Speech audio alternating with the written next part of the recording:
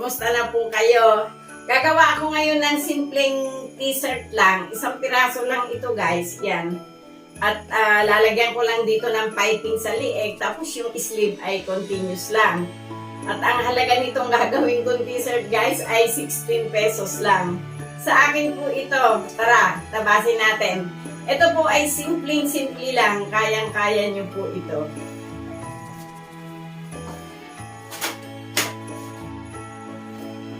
Oh guys, etong retaso natin, ang width nito ay, ayan o, 50 ang width niya.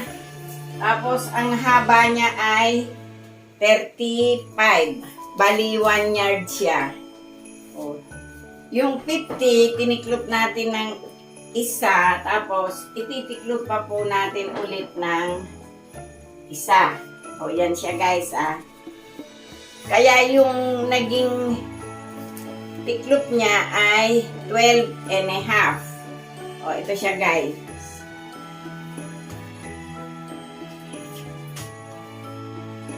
O guys, ito 12 and a half. Ngayon, o guys, ganito lang itong aking gagawin.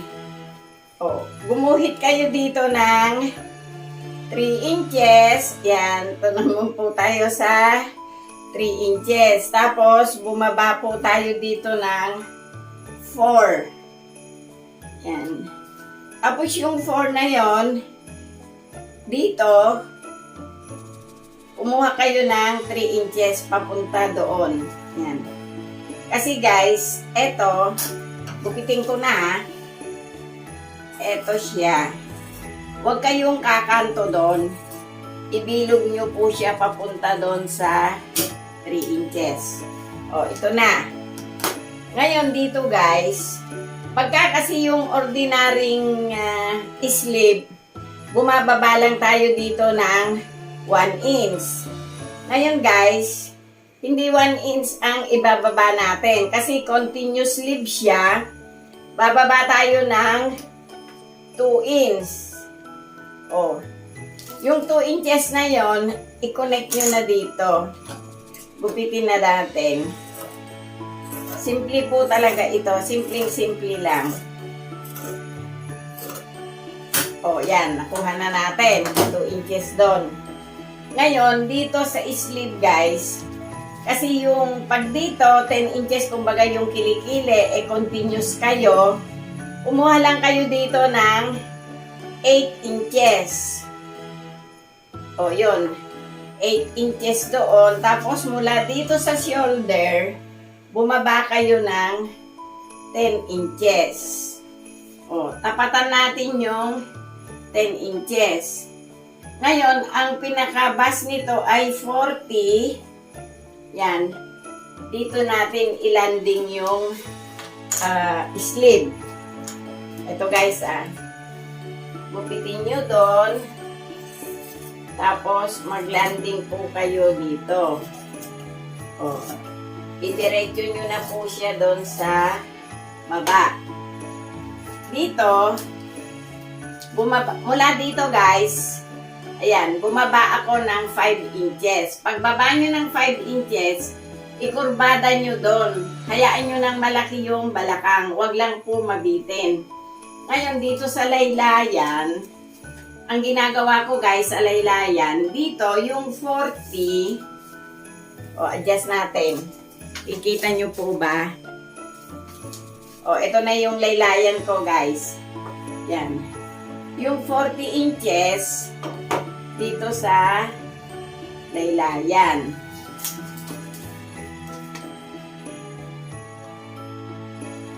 O guys, yung bus niya kanina dito, 40 inches.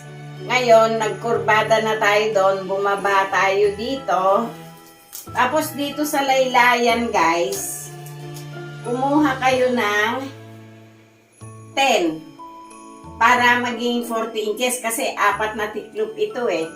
O, ayun yung 10 natin. Tuwidin nyo muna dito. O, natuwid na natin, guys. Tapos, yung galing dito sa balakang, ipatak nyo doon sa 10. Mag-allowance lang kayo ng kapiraso. O, ito na yung ating t-shirt na dress. O guys, yung back at saka yung front, pinantay ko kasi ako naman ang gagamit nito. Ayoko kasi nung mataas yung batok. Pero kung gagawa kayo ng pambenta, yung likod, down 1.5. Tapos yung front, down 4. O yun guys, tatahiin natin. Ito nga pala, ito guys, o katulad nito, 6, tapos times 4 kasi 4 na tiklop ito. Ito yung gagawin nating bias. Yung 24, ito guys, kumuha lang kayo bali ng 20. Yan. Dito tayo sa 10 inches. Oh. Ito yung kanyang piping sa leeg, guys. Yan siya. Dito naman, ayan, isukat nyo na siya. Tapos, pag naisukat nyo, 7, dito lang kayo gumupit sa 6.5. Ito guys. Yan, dalawang 6.5. Yan, halos eksakto lang itong tela natin. Sa halagang 16 pesos. Ganun lang kasimple guys. Ito yung sa kamay. Ito yung sa leeg. Tahiin na natin. Yan ko na siya ng bulsa sa overlock. Tapos guys, dinikit ko na rin yung shoulder niya sa overlock din para hindi natatagalan yung ating video. O yan. Dito, asadahan ko na siya.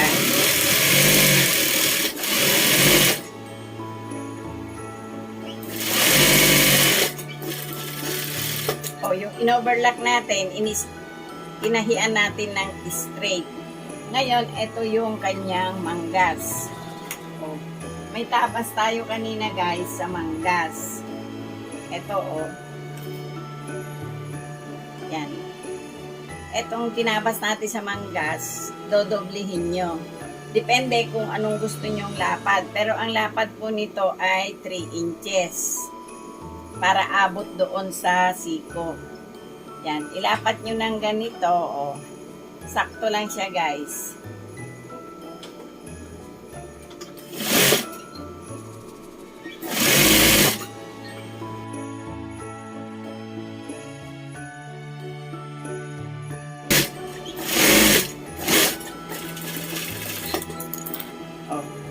Dito na tayo sa neck. Ayun dito, pagtapatin nyo yung dalawang shoulder, maglagay kayo ng nuts doon. Tapos ito, ganun din. Ito na yung ating panlagay sa neck. Tahian mo muna ito. Yan, tapos idoble mo. Tahian mo uli doon. Kita nyo guys. Yan. Tapos dito sa kabila, yan, maglagay kayo ng gupit. Ito kasi yung matatapat doon sa kabilang nuts na ginawa natin. Kasi ito, pinagdugtungan dito naman sa kabilang ito. Ito guys, ito yung pinagdugtungan. Lagyan natin ng aspile. Tapos guys, kunin natin yung kabilang, yung kabilang nuts natin. Itapat nyo naman dito sa isang nuts. Ito na guys. May aspili na doon, may aspili dito. Dito tayo magsimula.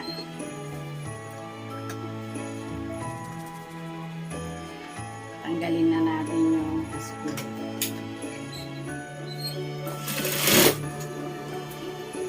Pag naikapit nyo na ng konti doon, pumunta kayo dito, hawakan nyo na yung nuts dito. Isabay nyo po itong piping. Atakin nyo po muna sila ng sabay. Kailangan pantay sila pag tumakbo na yung karayom natin. At kailangan din pantay kayo doon sa ilalim. O yan guys, so.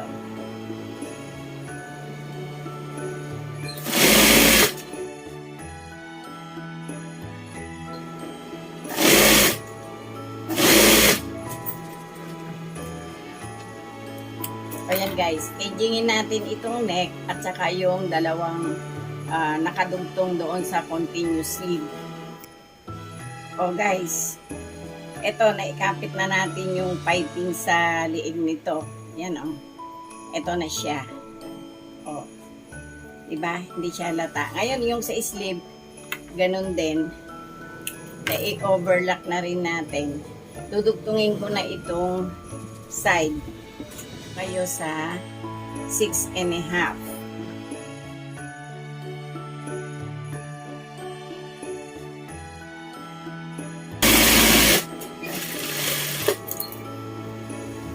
Tayo sa kabila.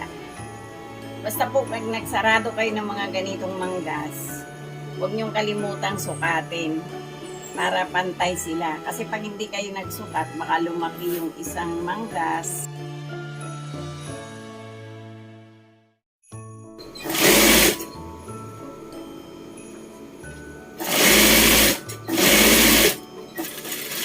O, tapos na guys. I-overlock ko lang. O guys, na-overlock ko na. Tupian na natin yung laylayan.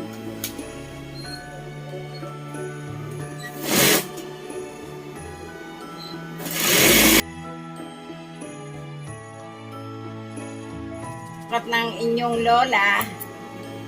At tingnan natin kung ano yung itsura ng fit niya.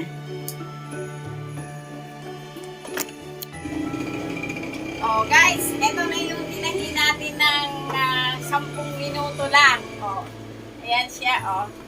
Oh, at ito yung neck niya. Tapos, guys, may dalawang bulsa. O, yan. Sa halagang 18 pesos, ito po yung damit na ginawa ko. O, yan. Sana nagustuhan nyo yung ginawa ko ngayon. At lagi po akong nakikiusap sa inyo na sana mag-subscribe kayo, mag-like at mag-share. O yan guys, sana mag-subscribe kayo, mag-like, paki-share nyo na rin po. Thank you!